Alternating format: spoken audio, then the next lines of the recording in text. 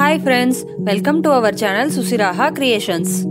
இந்த வீடியோல Madurai special ரெசிபியான mutton கறி தோசை பண்ண போறோம்.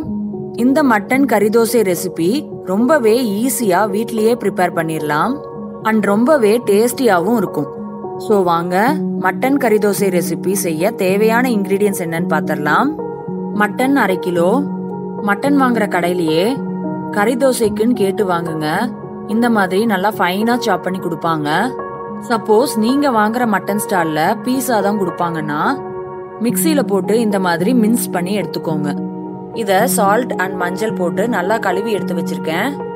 அடுத்து பெரிய வெங்காயம் 2, இதை இந்த மாதிரி ஃபைனா சாப் பண்ணி எடுத்துக்கோங்க. தக்காளி 2, இதையும் ஃபைனா சாப் பண்ணி எடுத்துக்கோங்க. அடுத்து பெருஞ்சீரகம் 1/2 டீஸ்பூன், சீரகம் 1/2 டீஸ்பூன், கறிவேப்பிலை சிறிது, கொத்தமல்லி சிறிது, இஞ்சி பூண்டு பேஸ்ட் 1 டீஸ்பூன், தனியா powder 1 teaspoon, garam masala 2 teaspoon, Kashmiri chilli powder 2 teaspoon, முட்டை 1. ஸ்டவ் ஆன் பண்ணி குக்கர்ல 1 டேபிள் ஸ்பூன் அளவு ஆயில் விட்டுக்கோங்க. ஆயில் கொஞ்சம் சூடானதும் சீரகம், சோம்பு, அப்புறம் ஃபைனா சாப் பண்ணியிருக்க பெரிய வெங்காயம் இதெல்லாம் ஆட் பண்ணிட்டு நல்லா கலந்து விடுங்க.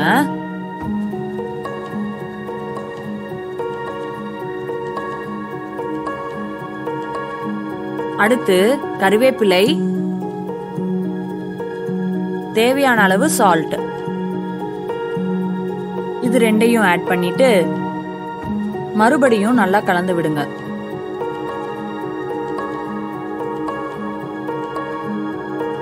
அடுத்து இஞ்சி பூண்டு பேஸ்ட் ஆட் பண்ணிட்டு கலந்து விட்டுக்கலாம்.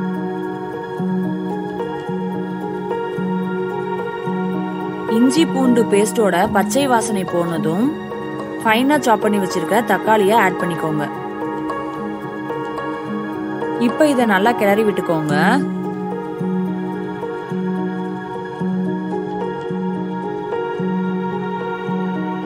அடுத்து இதுல 1/4 டீஸ்பூன் அளவு மஞ்சள் தூள் ஆட் பண்ணிக்கோங்க.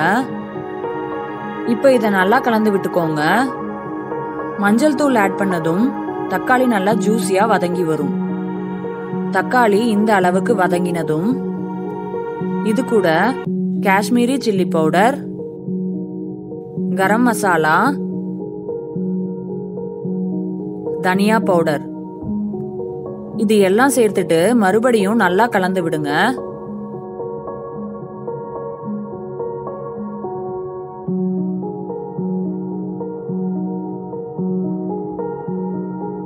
ஆயில் நல்லா பிரிஞ்சு வர டைம்ல நாம கழுவி வச்சிருக்க மட்டனை இப்ப இதுல ஆட் பண்ணிக்க போறோம்.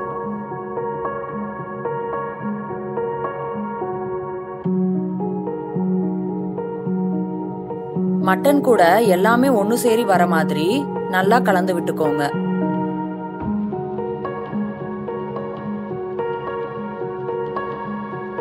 இந்த மாதிரி நல்லா கலந்து விட்டதும்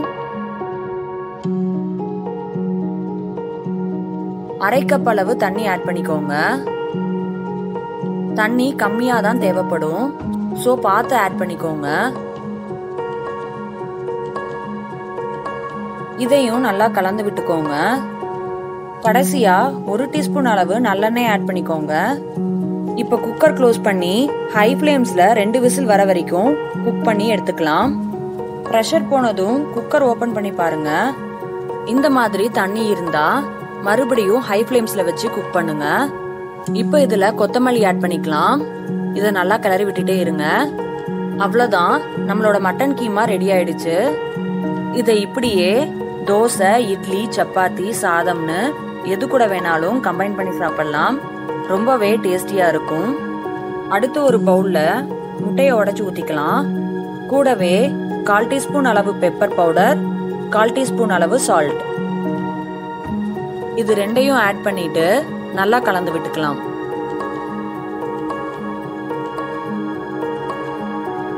அடுத்து ஸ்டவ் ஆன் பண்ணி தோசை கல் வைங்க. கல் கொஞ்சம் சூடானதும் கொஞ்சம் திக்கா ஊத்தாப்பம் மாதிரியே தோசை ஊத்திக்கலாம். அடுத்து கொஞ்சமா ஆயில் ஸ்ப்ரெட் பண்ணிக்கோங்க. அடுத்து நாம விஸ்க் பண்ணிருக்க எக்ல பாதியை இதுல ஆட் பண்ணிக்கலாம். பாருங்க, இந்த மாதிரி சென்டர்ல மட்டும் ஸ்ப்ரெட் பண்ணி விடுங்க.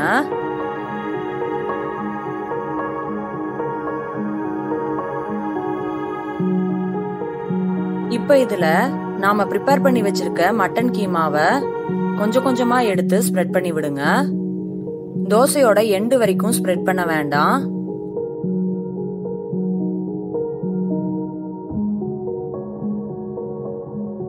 பாருங்க, இந்த அளவுக்கு நல்லா ஸ்ப்ரெட் பண்ணி விட்டுக்கலாம்.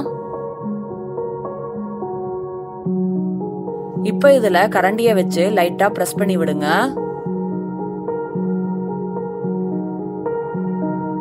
அடுத்து உடனே தோசைய திருப்பி போட்டுக்கலாம். மறுபடியும் கரண்டி வச்சு மேல நல்லா பிரஸ் பண்ணி விடுங்க.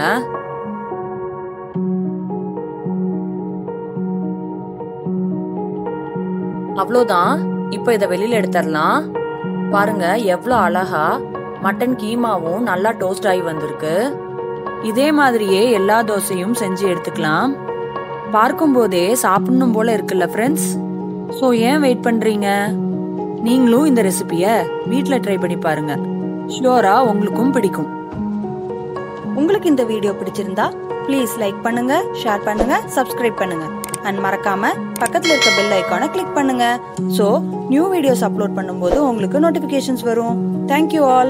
Meet you again.